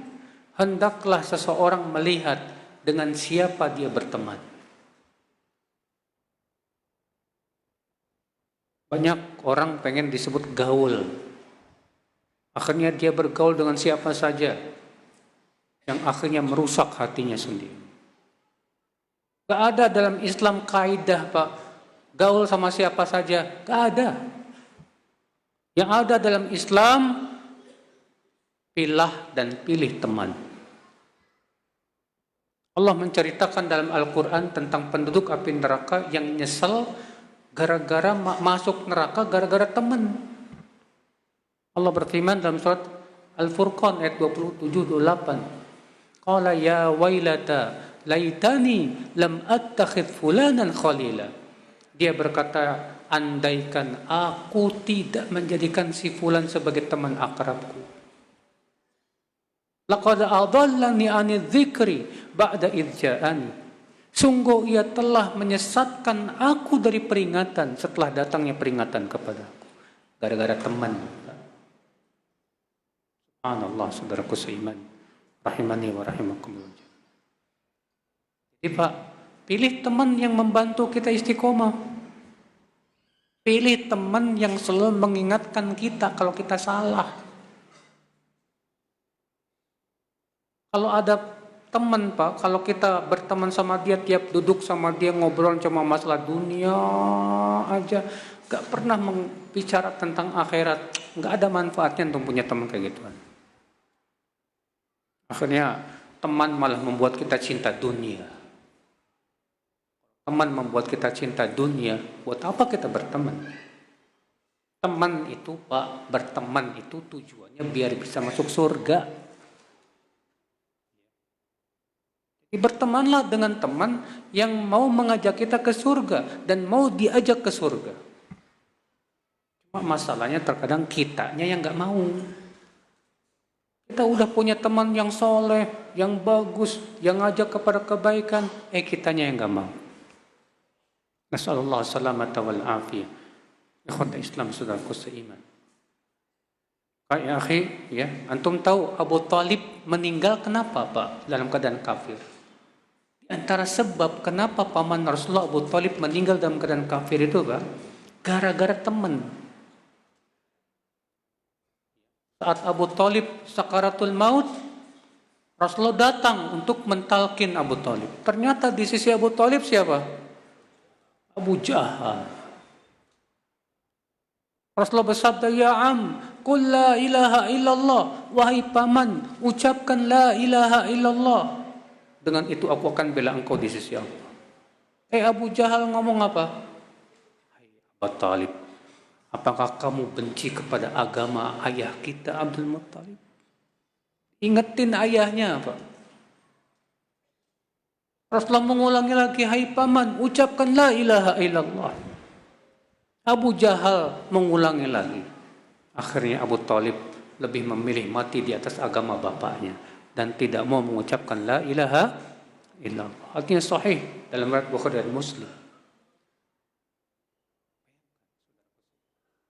Rahimani wa rahimakumullah jami'an. Dari itu, akhi, sekali lagi, ya, teman penting. Pilah dan pilih. Antum yang suka sholat berjamaah, insya Allah, yang suka pergi ke masjid itu orang soleh. Yang cinta masjid itu insya Allah orang soleh. Maka dengan antum banyak selalu menjaga sholat berjamaah di masjid, antum akan bertemu dengan orang-orang soleh. Antum yang suka duduk di majelis ilmu, majelis taklim, yang senang majelis taklim, insya Allah itu orang soleh. Hanya majelis ilmu itu majelis yang dikelilingi oleh para malaikat. Masya Allah. Ya. Maka subhanallah. Tapi ingat ya, berteman dengan orang soleh pun butuh kesabaran. Berteman dengan orang soleh pun butuh apa? Kesabaran. Karena orang soleh itu bukan malaikat, manusia. Manusia yang tidak lepas dari kekurangan dan apa? Kesalahan. Kalau kita berteman terus manhaj bertemannya kita, teman kita nggak boleh salah, antum nggak bakalan punya teman selamanya, Pak. Itu kaidah yang ke-8. Sekarang kita masuk ke kaidah yang ke-9. Al-hadar min al-ujub wal iqtirar bin nafs. Waspada dari ujub dan tertipu oleh amal soleh kita. Saudaraku, sebanyak apapun amal soleh kita, jangan pernah tertipu. Jangan pernah kita merasa ujub dengan ilmu kita, dengan amal kita. Jangan. Ya. Allah berfirman, "Fala tuzakku anfusakum huwa a'lamu biman ittaqa." Jangan kalian menganggap bahwa diri kalian telah suci. Dia Allah yang paling tahu siapa yang paling bertakwa. Lihat, Allah mengatakan jangan kalian mengklaim bahwa kalian telah apa? Suci. Merasa diri kita sudah soleh, itu saja sudah masalah. Dalam athar Aisyah demikian, siapa yang mengatakan bahwa dirinya sudah soleh, itu pertanda dia belum soleh. Banyak di antara kita kalau dikasih rezeki ngomongnya apa, Pak? Lumayan, rezeki anak soleh.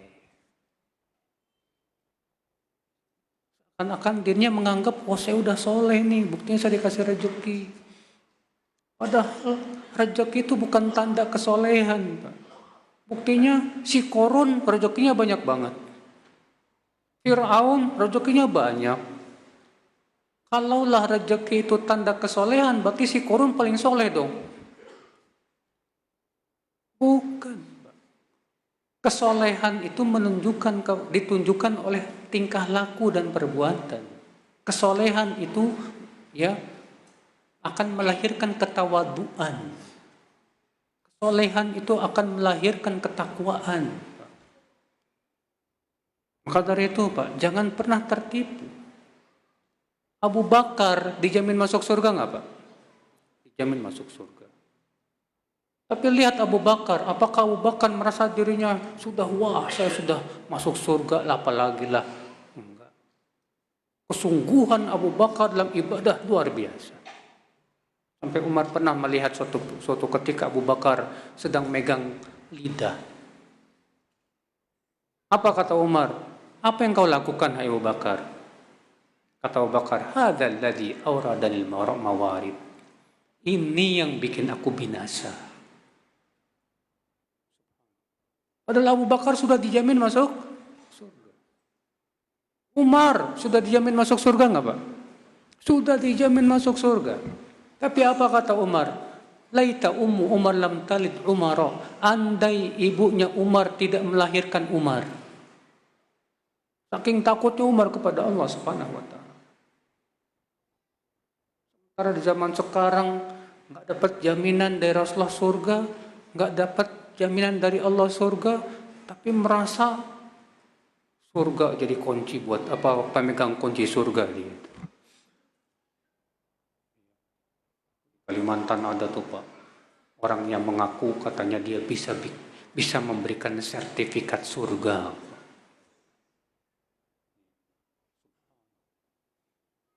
Saya pernah itu pergi ke sana, sampai ada orang itu jual sawah rumahnya demi bisa beli sertifikat surga, Pak. Siapa yang ngasih sertifikat? Kiai. Emang kiai sudah dijamin masuk surga? Siapa yang jamin? Kalau Abu Bakar, Rasulullah yang mengatakan Abu Bakar fil jannah, dan Rasulullah tidak mungkin berbicara dari hawa nafsu, pasti itu wahyu dari Allah Subhanahu wa taala. Subhanallah ya akhul Islam. Maka dari itu, Pak, setakwa apapun kita jangan tertipu. Sehebat apapun ilmu Anda jangan tertipu. Syekh Albani, Pak, bagaimana keilmuan beliau dalam ilmu hadis? Tapi beliau mengatakan apa? Innama ana tuwailib. Aku ini masih dangkal ilmunya, masih kecil ilmuku. Oh, saudaraku seiman. Itu yang hendaknya kita perhatikan ya dalam tazkiyatun nufus. Sebanyak apapun amal kita, jangan pernah tertipu. Para sahabat lihat, kata Abdullah bin Abi Mulaikah, adraktu min salasina sahabiyan. Aku bertemu lebih dari 30 sahabat. Kulluhum yakhafuna nifaq ala anfusihim. Semua mereka takut terkena penyakit kemunafikan.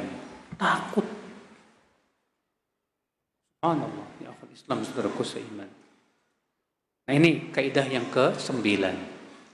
Hati-hati, waspada, jangan sampai ujub dengan amalan soleh. Kaidah yang terakhir, al-qaidah al-ashirah, yaitu ma'rifatun nafs, mengenal jiwa kita. Kata beliau, ketahuilah jiwa itu ada 3 macam. Yang pertama, an-nafsul mutmainnah, jiwa yang tenang. Yallati yatma'annat bil iman, yaitu yang tenang dengan keimanan, tenang dengan zikir dan ibadah. Jiwa tenang ini, Pak, jiwa yang selalu menginginkan ibadah kepada Allah. Yang kedua, an-nafsul lawwamah. Jiwa yang lawam. Lawam itu dari kata laum, artinya mencela. Itu jiwa yang mencela dirinya. Karena dia jatuh kepada maksiat, dia cela. Kamu tuh gimana sih kok berbuat maksiat terus?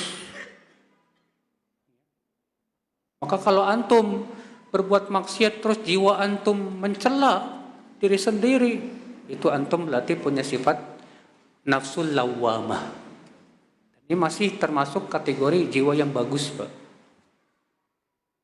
Ya. Yang ketiga, ini jangan sampai kita punya jiwa kayak gini. Itu an-nafsul ammaratu bisu. Jiwa yang selalu menyuruh kepada keburukan. Ya. Jiwa yang selalu menyuruh kepada apa? Keburukan. Na'udzubillah min dzalik. Jangan sampai kita punya jiwa yang ketiga ini. Akhwal Islam, saudaraku seiman, rahimani wa rahimakumullah jami'an. Kita berharap mudah-mudahan jiwa kita yang pertama itu an-nafsul mutmainnah, jiwa yang tenang, jiwa yang selalu menyukai kepada kebaikan, ketaatan, ibadah, jiwa yang selalu kembali kepada Allah Subhanahu wa taala. Alhamdulillah, saya kira cukup sampai di sini. Kita buka tanya jawab.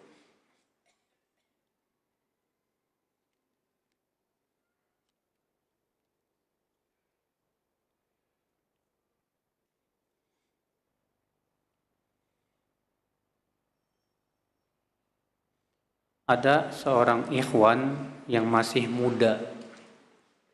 Penampilannya luar biasa. Selalu pakai gamis yang mahal dan selalu pakai masker.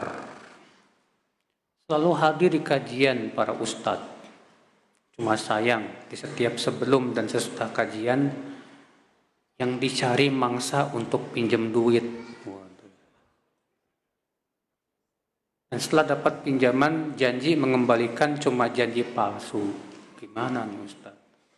Memang Pak, orang yang ikut pengajian itu kan macam-macam motivasinya Pak. Ada yang memang tujuannya pengen benar-benar ingin memperbaiki diri. Ya. Ada yang tujuannya pengen cari akhwat, ada. Ya. Ada lagi yang tujuannya itu, ya. Cari mangsa buat pinjam fulus. Akhi, antum kan teman aneh sama kajian. Boleh pinjam doa. Setiap kali diminta, afwan akhi. Ketika saudara aneh, fillah, ana uhibbuka fillah. Ya. Akhi, subhanallah. Nah ini ya akhwal saudaraku saya. Kalau antum ketemu orang jenis kayak ginian, waspada. Boleh nggak kita beritahu orang lain? Hati-hati si fulan. Boleh, para ulama. Kenapa? Dalam rangka menyelamatkan yang lain, jangan sampai jadi mangsa dia. Orang kayak gini biasanya terkadang pura-pura, Pak. Pura-pura datang ke pengajian, tapi tujuan motivasi dia tadi cari fulus. Dengan cara apa? Minjem duit ke sana kemari, nggak bayar-bayar. Maka waspadalah antum dari orang kayak ginian. Nasihatin dia. Bagaimana dengan kaum laki-laki yang sholatnya di rumah, Ustadz? Ini laki-laki yang menyerupai perempuan, Pak. Nabi nyuruh laki-laki sholatnya di mana? Di rumah. Perempuan, kata Rasulullah apa? Lebih baik di rumah. Lah ini laki-laki di rumah, ya Allah. Apa enggak malu antum disamain sama perempuan? Apakah laki-laki yang sholatnya di rumah tanda lemahnya tauhid? Iya. Itu menunjukkan keinginan kepada kebaikannya lemah. Coba bayangkan, antum sholat di masjid berjamaah dengan sholat di rumah, lebih besar mana pahalanya? Di masjid. Bayangkan kalau antum pergi ke masjid, setiap langkah kaki antum mengangkat 1 derajat, menggugurkan 1 dosa. Ketika antum sholat berjamaah, Rasulullah mengatakan apa? Sholat berjamaah lebih baik daripada sholat sendirian 27 kali lipat. Sekarang kalau antum ada yang nawarin duit, mau ngasih antum. Nih, saya mau kasih antum duit. Pilih, mau dapat 1.000 apa 27.000? Antum pilih yang mana? Kalau ada yang mau ngasih duit ini, mau dikasih 1.000 apa 27.000? Kalau antum pilih 1.000, orang ngomong apa tentang antum? Kalau antum pilih 1.000, orang ngomong akan apa? Belawan kali tuh orang. Tawarin 27.000 malah pilih 1.000, gimana? Ini sholat berjamaah di masjid, wallahi pahalanya luar biasa, Pak. Di masjid diduain malaikat.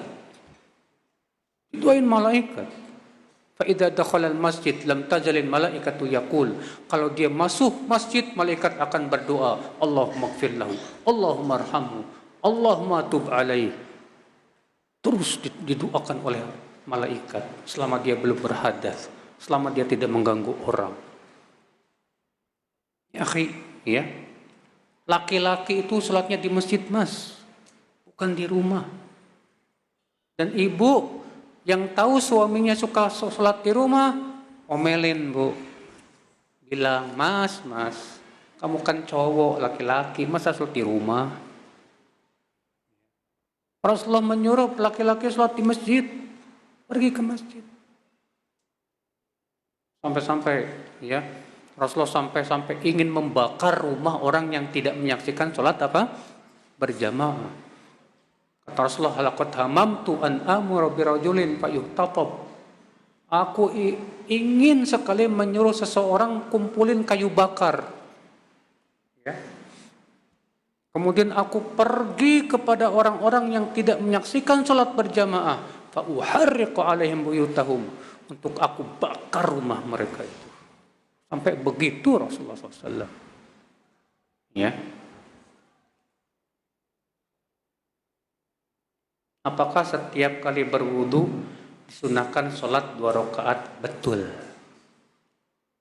Bilal bin Rabah ditanya oleh Rasulullah, ya Bilal, bima sabaqtani ilal jannah.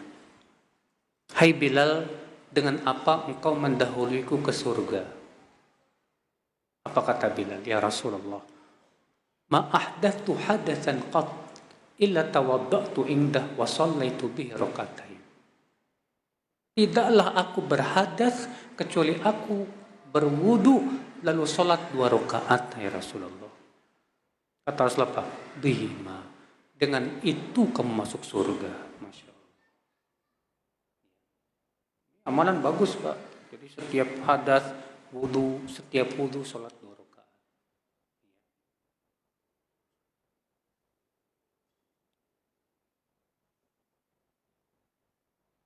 Apakah baca zikir pagi dan petang itu sudah termasuk berdoa?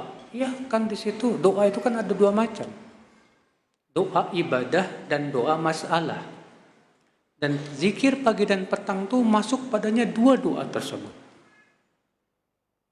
Ya. Tapi bukan berarti, Pak, hanya karena antum sudah zikir pagi dan petang, di waktu lain antum tidak berdoa. Jangan. Antum saat sholat, ketika sujud, banyakin doa, Pak. Kata Rasulullah SAW, fa'ammas sujud fajtahidu fihi du'a. Adapun sujud, kata Rasulullah, bersungguh-sungguhlah kamu berdoa padanya. Faqaminun an yustajaba lakum, karena sangat dekat untuk diijabah doa kamu. Saat antara apa? Adzan dan iqamah, banyakin doa. Kata Rasulullah, ad-du'a bainal adzan wal iqamah la yurad. Doa antara adzan dan iqamah tidak akan ditolak, kata Rasulullah SAW. Ya. Saat safar, antum bepergian nih safar, banyakin doa, karena doa musafir mustajab, Pak. Saat puasa sunnah, banyakin doa, Pak, karena doa orang yang berpuasa itu mustajab.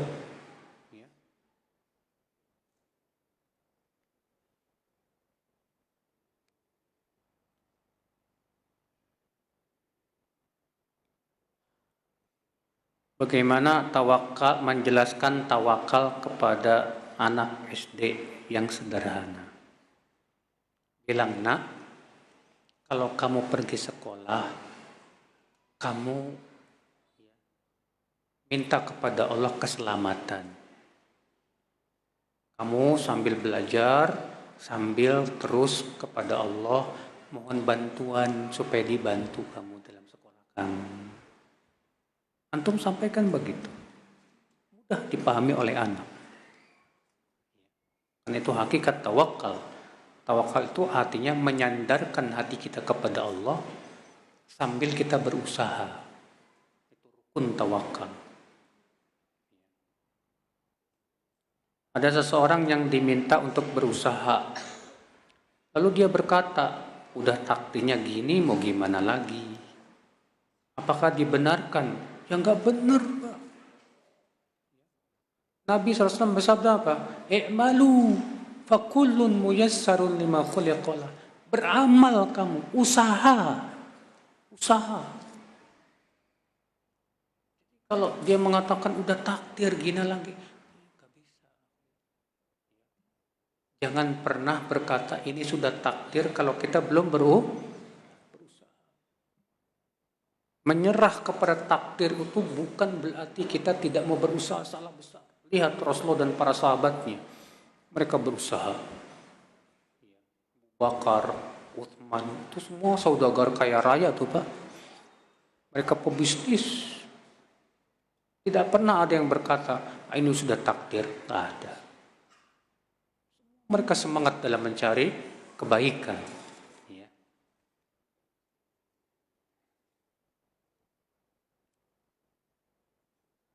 Apakah ketika kita kurang peduli lagi terhadap saudara kita yang sedang sakit, dikarenakan saudara kita tersebut tidak mau sholat, dan sudah berulang kali dinasehatin tapi tetap saja nggak mau sholat, apakah itu termasuk penyakit hati?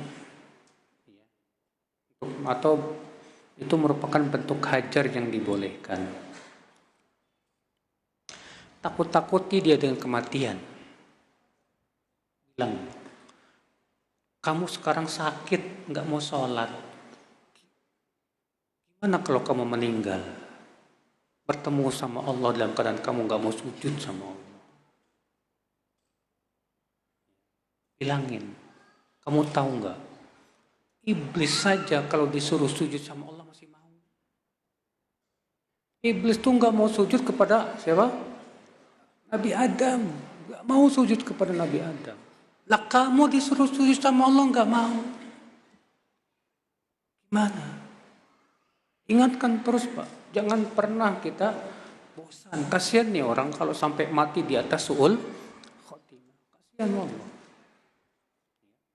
Takut-takuti dia, Pak. Ingatkan terus. Mudah-mudahan setelah 200 kali antum ingatkan baru dapat hidayah.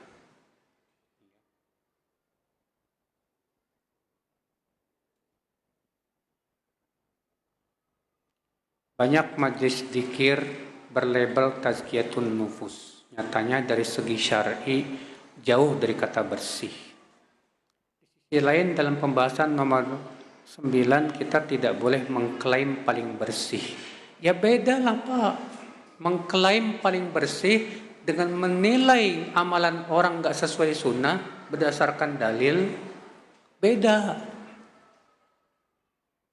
Kalau kita mengatakan amalan kamu dalilnya mana? Nggak ada dalilnya, nggak sesuai dengan tuntunan Rasul.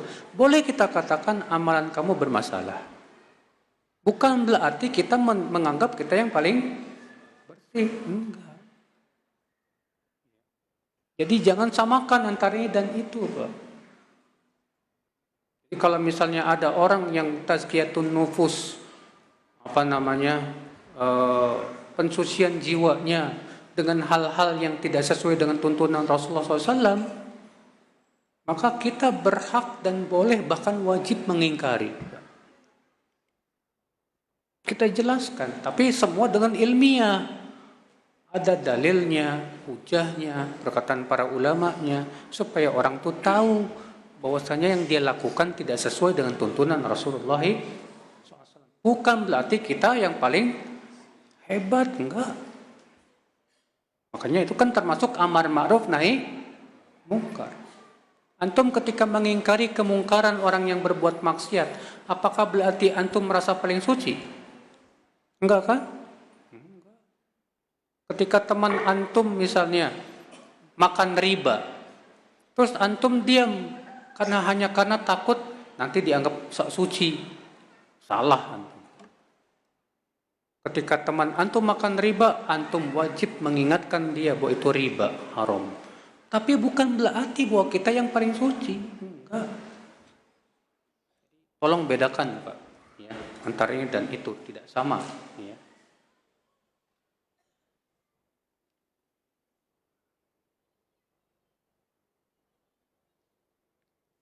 Apabila kita diberi oleh-oleh dari kerabat dari luar negeri yang tidak tahu kehalalannya, pergi makan sambil baca basmalah atau kita buang ya Ustaz.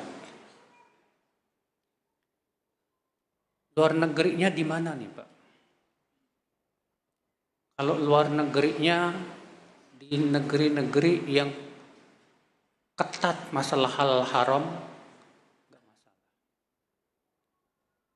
Saya pernah ke Singapura beberapa kali untuk dakwah di sana. Di sana masalah halal haram ketat Pak.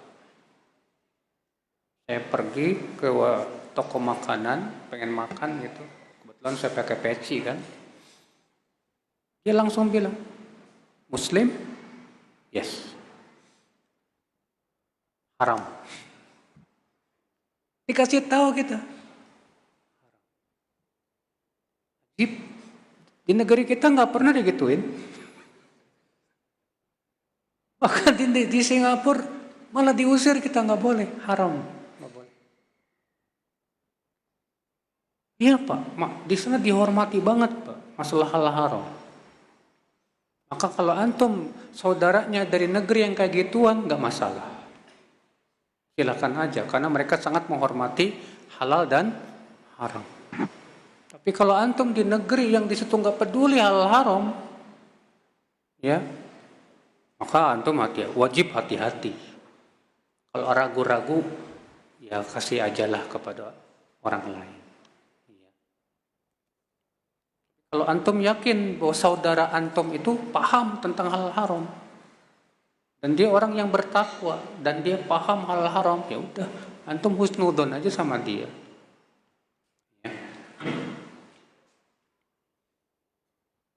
Jika diuji dengan sakit terus-menerus, bagaimana caranya agar jiwa kita tetap tenang dan sabar? Masya Allah. Kabar gembira buat yang terus diuji dengan sakit. Artinya dosanya diukurin terus. Masya Allah.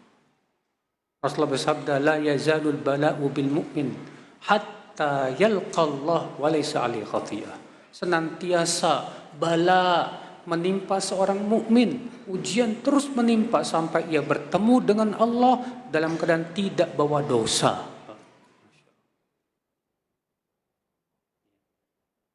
Kemudian ingat kepada kisah bagaimana Nabi Ayub diberi ujian 16 tahun sakit.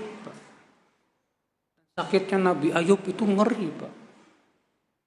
Sampai nggak ada orang yang tahan kecuali istrinya. Karena Nabi Ayub dari badannya mengeluarkan bau busuk banget.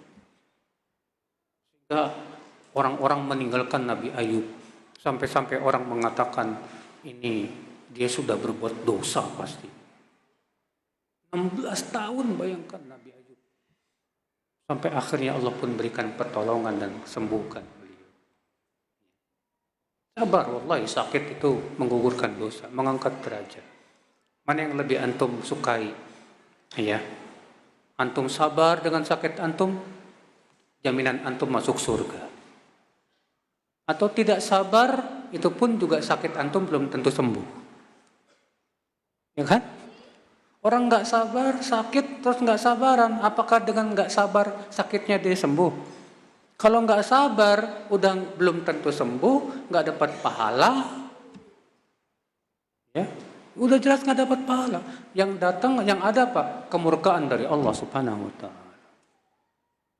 Nah ini ya, semoga kita diberikan oleh Allah kesabaran dan diberikan oleh Allah kekuatan untuk menghadapi berbagai macam ujian dan cobaan. Ini saja yang disampaikan. Subhanakallah bihamdik. Asyhadu an la ilaha illa anta astaghfiruka wa atubu ilaik. Wassalamualaikum warahmatullahi wabarakatuh.